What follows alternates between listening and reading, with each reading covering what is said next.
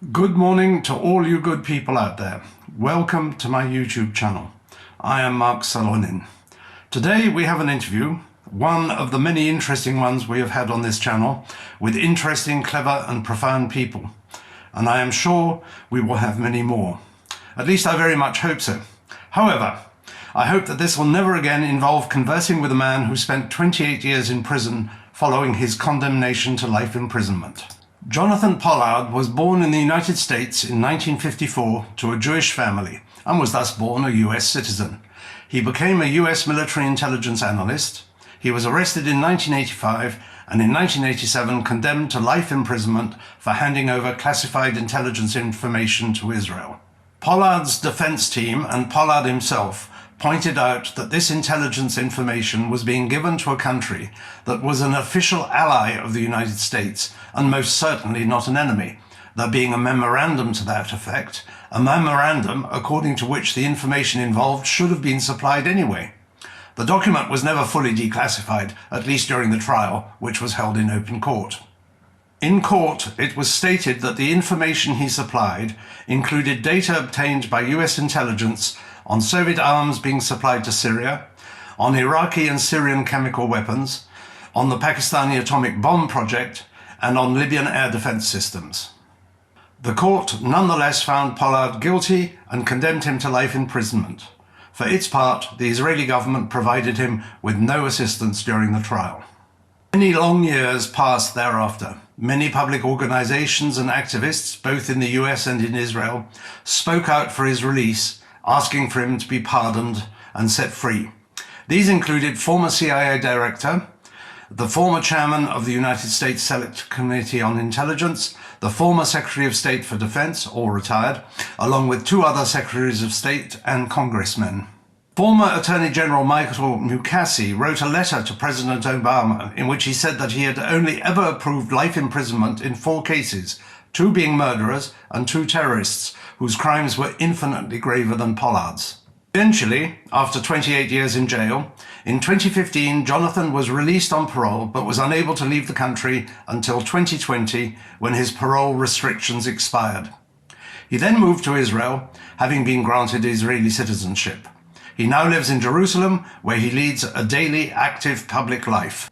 Finally, before giving the mic and the floor to our welcome guest, I would add that this interview was held on 30th of November, one day before the ceasefire agreement with Hamas was cancelled and the military operation resumed. So let's start. I have plenty of questions for you regarding the West and the United States, specifically being the centerpiece of the West, of the Western civilization. But first, I would like to start with the country where we are in other words, Israel. I know that you criticized repeatedly the whole idea of ceasefire and the swap of the hostages for the Palestinian terrorists. Could you please explain why are you opposed to the ceasefire and the idea of hostages exchange? And did your point of view position change on this issue lately? Thank you. After October 7th, the war cabinet in Israel declared war on Hamas. Now, it's very important to understand that when a country declares war, this is a new environment. Public protests, for example, that may be acceptable and legal in times of peace are not legal or acceptable, perhaps, in times of war, especially if these protests undermine and compromise the government's focus on victory. There was a reason why Hamas took hostages. And that reason had to do with an insurance policy. An insurance policy to guarantee their survival. It's part of their strategy. And unfortunately, their strategy conforms to American policy and objectives and the left's objectives here in Israel. The United States has no interest in having Hamas destroyed. And the left in Israel is using the hostage crisis now, or the hostage issue, as a replacement for their anti-judicial reform activities before the war. The Americans want and need a ceasefire in order to reduce or limit our ability to complete our military operation. The left and the Americans, and unfortunately, many of the hostage families, want the return of the hostages to be the number one military objective or wartime objective of the state. And this is playing right into the hands of Hamas. Why? The whole objective of Hamas is to prolong the ceasefire, by the use of ceasefires, to prolong the war, to inflict maximum economic damage on Israel, because we have an army of reservists. We don't have a big professional army, which will encourage us to basically stop the war for economic reasons. The other reason they want this prolonged is to allow American and European humanitarian aid workers into Khan Yunis, which is really where Hamas is headquartered. The French now are moving a field hospital right into Khan Yunis, and this will inhibit, if not prevent, us from pursuing the war in the center of to go from the north to the center of Gaza, preserving Hamas. We won't be able to fight without endangering these European and American humanitarian aid workers. Clearly, I am concerned about the hostages. However, if the hostages are being used by our enemies to defeat our effort to destroy them, then I'm sorry. This is the fortunes of war, or in this case, the misfortunes of war. I understand the families very well. And I had a conversation with one of them a few days ago. And I asked him, he was a cousin of a hostage, do you not care what you're doing to our ability to defeat Hamas? And he told me very clearly, no, I don't care. One Russian general that I studied very carefully was Tukhachevsky. And Tukhachevsky was very clear that when war starts, you have to have a central focus.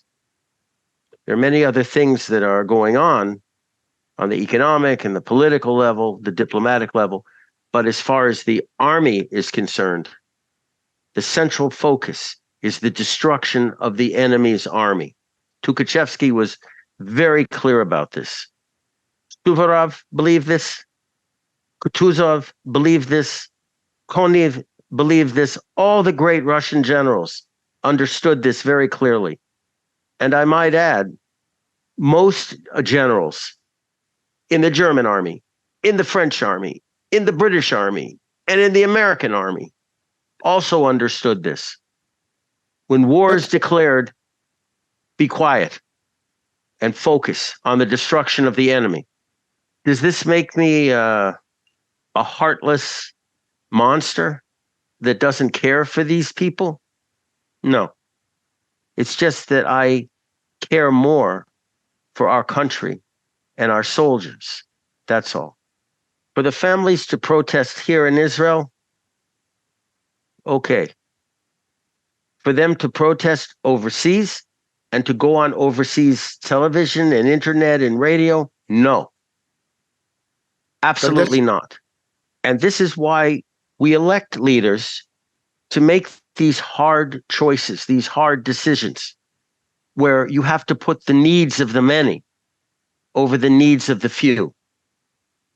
It's always been that way. I'm not making this up. And I would argue it's the ethical position to take. Why? When your values and your ethics and your feelings are being misused by the enemy and turned into a weapon against your own country, you have to stop and think, what am I doing?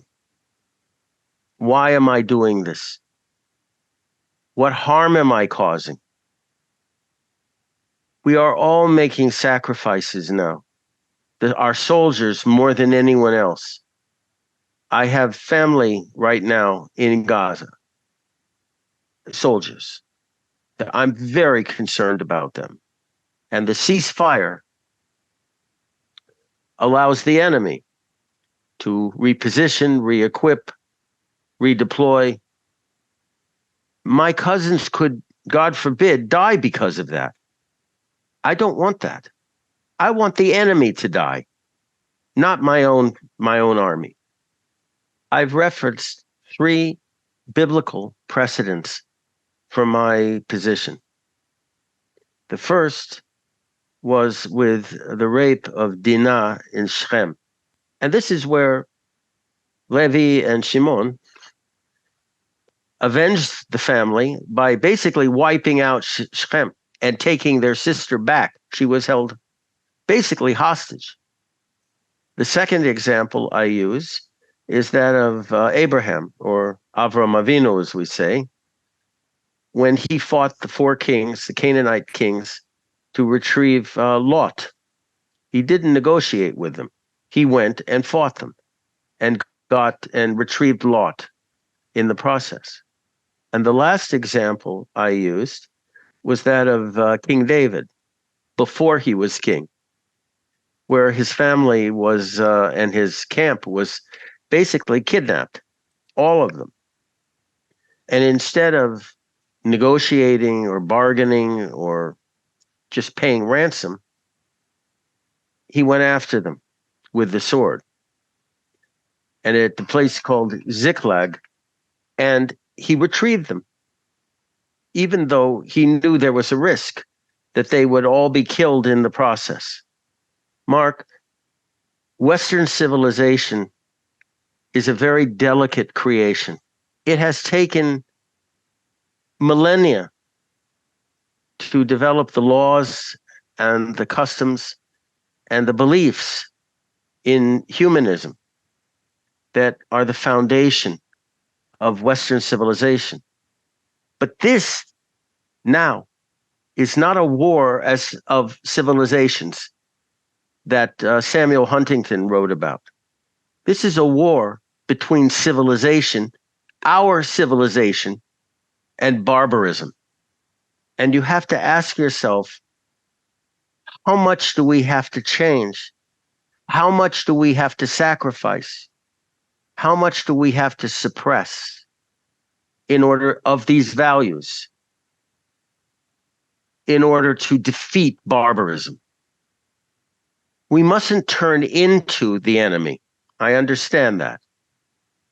But we also have to understand that the only thing that can work with an enemy like this, whether it's ISIS or now Hamas, is to show no mercy, none. We have to suppress these basic instincts, civilized instincts that we have developed over this millennia in order to survive as a civilization. The enemy, Mark, is not at the gate. The enemy is inside the city. If you look at these protests in favor of Hamas in Berlin, in Paris, in London, in New York, the enemy of our civilization is in the city. If we were, as they say, calling the shots, if we were telling Hamas what to do in terms of returning our hostages, instead of capitulating surrendering to their diktat in this matter, I wouldn't have an argument. The one thing, my family is Russian, by the way, and the one thing that I understood from them on both sides, the one thing I understood is that sometimes instead of showing decency, you have to be indecent to defend our civilization. You have to steel your heart. You have to close your ears. Sometimes you have to just grit your teeth and do what needs to be done to survive. And that's what we're doing right now, except the hostage situation is compromising that. A lot of people don't like what I'm saying, but today I was in Tel Aviv on business, and at one point I was surrounded by soldiers, combat soldiers, and they thanked me. They thanked me effusively for caring about them and trying to help them win this war as quickly and as safely as possible. And that was the only thanks I needed for what I said. This is not the first time that I had to make a moral choice. Many years ago, I faced a similar moral choice as to whether to observe the law or to observe my responsibilities to my people. I didn't have a problem making that decision 38 years ago. And I haven't had a problem making that decision again today. There are some decisions made by the government that are very popular. And there's no question about that. But it doesn't make them right. And in times of war, you better be right. Being popular is not part of the operation, but being right is. And that's a distinction that a lot of people in this country haven't gotten through their heads. It's a fault. It's a problem in our psyche that we confuse what can be popular with what is right. It isn't always that case. Thank you for clearing your position on the situation inside Israel. But now my question is about the international community. After October 7th, many foreign leaders came to Israel, and even today, Mr. Blinken, Secretary Blinken, is in Israel, and they all unanimously keep repeating that the only way to the peace is creation of the Palestinian state. What's wrong with them? Is that because they do not understand properly the situation, or maybe they are just basic anti-Semites? I think there's a heavy strain of anti-Semitism running throughout Western civilization. And now we've had a generational shift from the Second World War, where there was a feeling of guilt towards Jews in general, and the acceptance of Israel being created as a homeland for us. Again, I think the problem is the reorientation now of Western civilization. I think that a lot of these so-called leaders, just like these students that we see in university, or these people protesting all the time on the street, have changed the narrative, where it's almost like Orwellian newspeak, where if you're strong, then you're wrong. You're the oppressor. And if you're weak, then you're virtuous and you're the victim. No matter. There's also an element of racism involved, because in a lot of these countries, especially with the elite, the so-called elite, they keep calling us in Israel white colonialist oppressors, practicing apartheid. They don't seem to understand that over half of our country is from Arab countries. Some are from Ethiopia, the Falashin. Right now, what a lot of people don't understand in Israel is that the issue of race, particularly in the United States and in Europe, has become the third rail, as we say. In Europe, there's this guilt of colonialism. And the elites feel that they have to atone.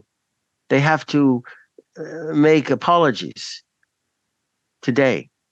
In the United States, the issue of race isn't associated with a colonial empire, although maybe it should in the form of the Philippines. And it really isn't involved with our past history of slavery in the United States. It has to do with kind of a 20th century melding of Marxism and I guess you would call it ultra-liberalism, progressivism, Western progressivism and Marxism or Leninism. Why do I say this? Because the notion of guilt in this country, in the United States, has to do with the idea that if you're advanced, you're discriminating against somebody. If you're white, you're somehow privileged. This is this progressive view, and it's acted out with the fist. It's not a philosophy of writing or education even. It's the language of the street, which is why we had the Black Lives Matter and Antifa. And that philosophy is now in the government. The pool of people who who are chosen to go into the government believe this. It's insane, but they believe this. It's turning the world upside down, but that's what they believe. And people like Tony Blinken is part of that. The man he doesn't understand reality. You have to realize this. The more they keep saying we need a Palestinian state, the more they're pushing it off. Because this week we've had polls from the West Bank, from the territories. Overwhelming majority of people there hate us and are very happy about what happened on October 7th. That's not going to help anybody push the idea of a two-state solution. Mr. Pollard, I've heard this point of view many times, and I still don't get it. If those people are so kind that they are willing to support the weakest and the smallest, why wouldn't they support Israel, which is surrounded by a dozen Arabic lands and even farther up by a huge Muslim world? If this is the case, Israel, which for more than 50 years fights for its survival, should deserve their sympathies. The problem, one of the problems, is that Israel has been perceived, quite rightly, as an ally of the West in general and the United States in specific. And as such, it's an ally a participant in all of the crimes and sins and unacceptable behaviors that have been attributed to the West and to the United States, using whatever criteria you want, economic, philosophical, financial, military, whatever. Israel is viewed as a manifestation of Western civilization in the Middle East. And as such, we are held accountable for all of the sins that Europe committed against the third world, that Frantz Fanon talked about in The Wretched of the Earth, and were associated with the United States with their Cold War mentality, stamping out third world wars of liberation, wherever you choose to look, in Africa, in Asia, wherever. So, yes, logically, you would think that these otherwise intelligent people would understand that we are the native people here. We are coming home to our native land. And we have been attacked repeatedly, even before the state was formed. The problem with the Muslims is that they are an imperial people with an imperial religion. So much so that Adolf Hitler, indicated that he was sorry he didn't know about Islam when he got started with his political agitation, because he felt Islam was the best religion for conquering the world and slaughtering opponents. So you have now what we call a black-green alliance. The black being traditional anti-Semites, fascists, if you will, with the green, which is now the Islamists, and a third element adding into that, red. It's a black, green, red alliance. Red being the progressives. I wouldn't even call them communists. They're they don't even know what that means. They're progressives. So you have fascists with traditional anti-Semitism. You have the green representing this Islamic movement.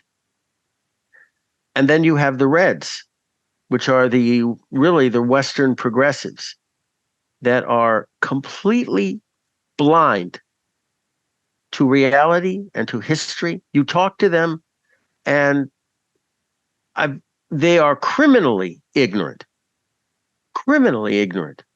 where they just have been trained on the social media, the internet, if you will, in snippets of 20 seconds, 30 seconds.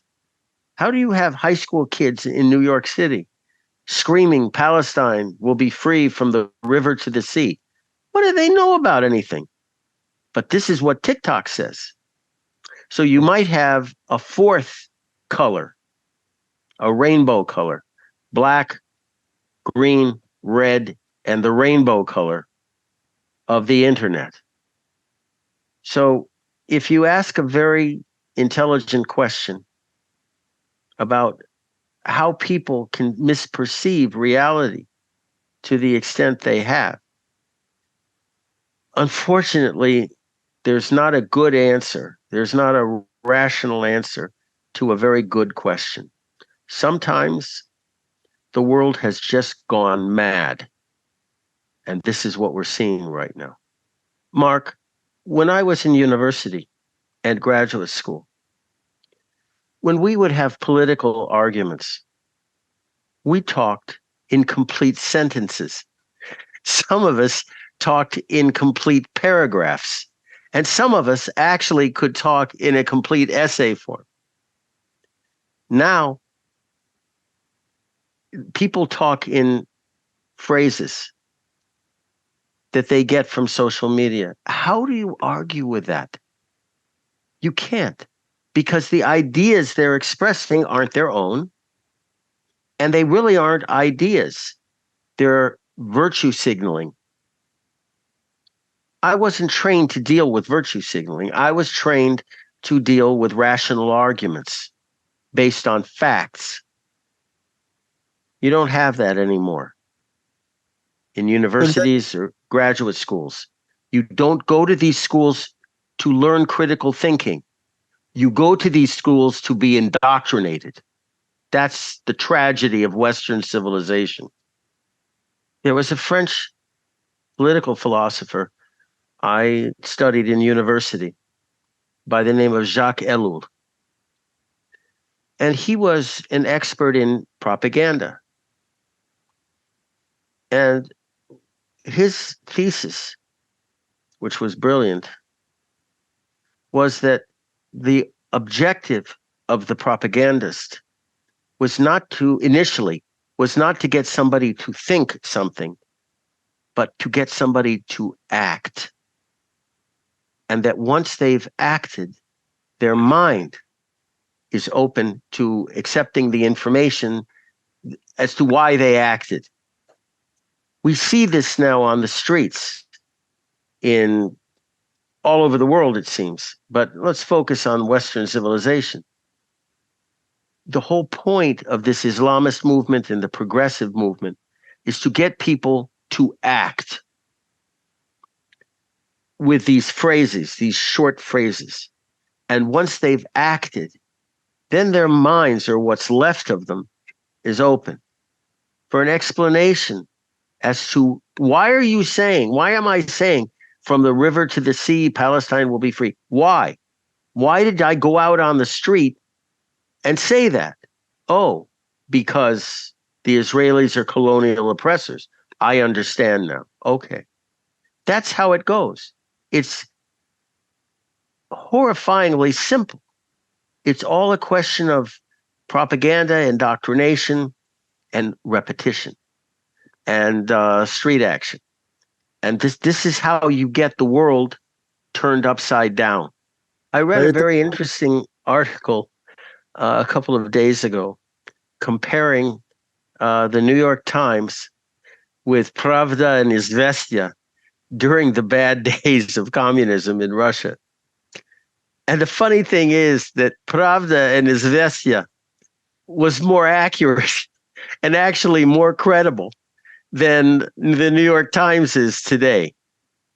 And this is the other element that's so bad, that the news, the media in the United States, in the West, is no longer in the business of reporting facts. They're basically reframing opinion as fact. And this is the other leg of propaganda. And so I was trained as an intelligence officer to read everything. But unfortunately today, most of the kids especially get their news on TikTok or Instagram. And as they get more educated, quote unquote educated, they get their news from propaganda organs like the New York Times. And it was an interesting article because there was an incident where Pravda and Izvestia actually got the facts right, and the New York Times didn't at all. It was turned into something that the progressives could understand. This is way back in the day. And this is the situation now we're facing, where there's no access to truth. There's no access to legitimate news. There's no access to facts, objective facts anymore. I thought that with the internet, we would have that. But unfortunately, it's allowed people to what we call stovepiped their selection of news. So it's an echo chamber. So people don't read various things to get a sense of a consensus opinion. They just want to read things that they agree with. And if you're propagandized a certain way, that's all you read. That's it on the internet. Back in my time, Lenin called the people you are describing as useful idiots. And when the Soviet Union collapsed, we realized that many of those people who were supporting the Soviet Union were not idiots at all. They had quite venal interest because they were paid by the Soviet Union, by the KGB. And when the system collapsed, those people were left without income.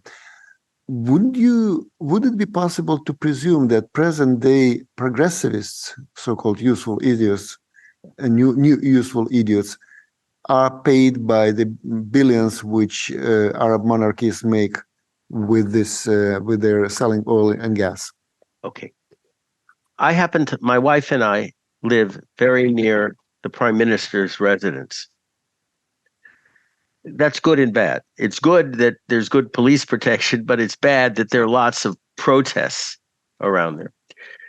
So one day I walked out and there are all these high school kids in the road, blocking the road, hundreds of them. So they know me. Oh, Jonathan, hi. I said, yeah, hi. I said, why aren't you in school? And they said, oh, our teachers told us to come protect democracy, demokratia. How did you get here? Where do you come from? They mentioned a city far away. I said, how did you get here? And they had tickets, bus tickets, taxi tickets, train tickets. And I said, oh, who paid for that? They said, well, these various organizations. Okay. And what's the piece of paper you all have? Oh, these are the things we're supposed to yell. Line after line after line. Phrases. I said, okay. How are you getting home? We have tickets for that also. Are you hungry? Yes, and we have meal vouchers for restaurants that we go to. I said, where, these were all boys. So I said, where are your girlfriends? Where are the girls? Oh, they're finding clubs because they have tickets to go to these fancy clubs, dancing clubs in Jerusalem. So to answer your question, 100%. During the demonstrations there, it was all paid for. When I asked bus drivers who are traditionally conservative, why are you bringing all these leftists into Yerushalayim, into Jerusalem? And they went into their pocket and they pulled out a bunch of money. They were paid. So the issue here is, yes, there's a lot of money. At least in Israel, there is a lot of money. When you look at the protests in the West, in North America and in Europe, that happened very quickly after October 7th, they were holding posters and flags and everything. Very expensive operation. These were not cheap. And who is providing this material? The Arab countries, Iran, the other Arab countries, and the rich progressives in the West. People like George Soros, who has spent millions and millions and millions of dollars supporting these recent protests against Israel. And this is how you have a protest that's organized, that's led, and that's equipped with all the signs and placards and phrases, printed phrases, everything. It's all paid for. This is not the civil rights movement of the 1960s. This is something far different. When I'm listening to what you're saying, I recall the words of my grandpa. His name was Maxim Kirchner, and he kept saying that the whole world goes down while looking at what was going on around. Long time has passed by. I'm grandpa myself, but the world is still standing. Mr. Pollard, you repeatedly said that Israel should not count on U.S. military assistance and actually should give it up and count only on its own forces, on its own industries. Did I understand you correctly? And if this is the case, why do you say so? When you give somebody something, you basically enslave them. When we receive military equipment from the United States, first of all, the money doesn't benefit us. The money goes to the American military industrial complex. It's basically welfare. So when we receive $10 billion, for example, that money doesn't come here. The money goes in the United States to the various military industrial corporations. That's why I call it welfare, corporate welfare. Second of all, it's been an objective of the United States to undermine and destroy the Israeli military industrial complex. And by giving us money that can only be used in the United States, or giving us equipment that then we don't have to produce ourselves, it undermines and sabotages and eventually destroys our own domestic means of producing military equipment. Thirdly, the Americans have made it very clear, and the Saudis and the Egyptians and many other countries understand that when they receive military equipment from the United States, there's always a little hook involved. That hook is spare parts. And so the United States does not like what Israel or Egypt or Saudi Arabia is doing. They just say, well, we're sorry, but you're not getting any spare parts. So your airplanes or tanks or ships won't operate unless you do what we do. The fact of the matter is that when you give something to somebody, you impoverish them. We experienced this in the United States with what's called the Great Society under Lyndon Johnson, where he pushed the notion of welfare for blacks. And what happened after a number of generations was they didn't want to work. And I can't blame them. Why should they? They're getting a check every week and food stamps and other things. So why should they work? But they were dependent on the government. And the Democrats were very smart about this.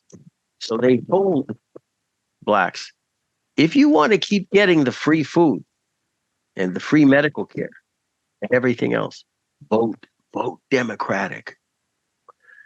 Here, the United States is an empire. It's a different form of empire that we've known, but it is an empire nonetheless. We in Israel are an old people, and we've had experiences with empires going back 3,000-4,000 years. And I'll tell you a truth, it never ended well, ever. Right now, we can develop our own industries, either by ourselves or in cooperation with other countries, like the United Arab Emirates, like India, like Singapore, and other countries. No problem. We don't have to be dependent on the United States. So why is it that people want that? Why would people here, otherwise intelligent people, want to be dependent on a country, as we remember, that has permanent interests and not permanent friendships? Why? Unfortunately, 2,000 years of living in exile have done something to our critical thinking. We've lived too long begging at the courts of the poritz, of the czar, for help, protection, security. We forgot how to stand up on our own 2 feet. The other issue is, and I'll conclude on this one, when taxpayers have to pay out of their own pocket for defense equipment, they usually ask the military and their politicians, what is this for? We still have enemies that are sending rockets on us, that are sending zombies across the border to slaughter us. We're paying for a military to be used, not to be paraded out on Independence Day. So in that case, it's the citizens that will demand that the military and the political establishment use that equipment to defeat the enemies so that we can reduce the military burden on the state. Nobody wants that here. The military and the politicians have a technique. It's called kicking the can down the road. It's called managing the enemy, not defeating them, managing them. It's also called mowing the grass.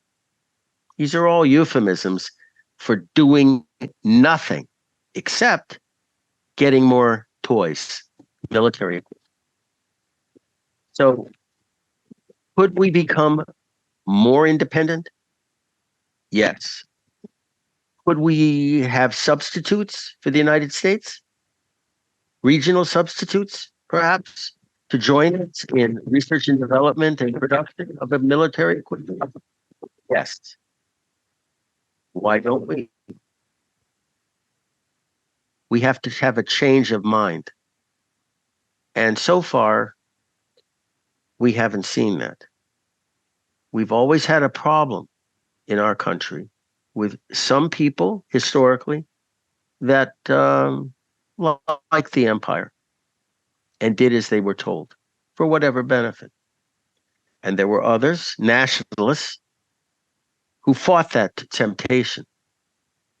And we're fighting it again right now.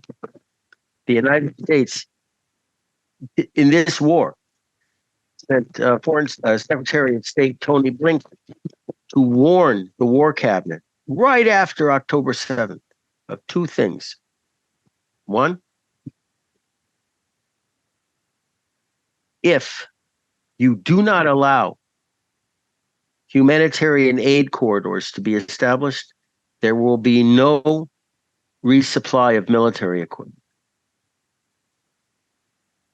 Second of all, if you initiate a war with Hezbollah up north, we're not going to help you. So they're telling us what to do because of our dependence on them. This has gotten everybody's eyes open now.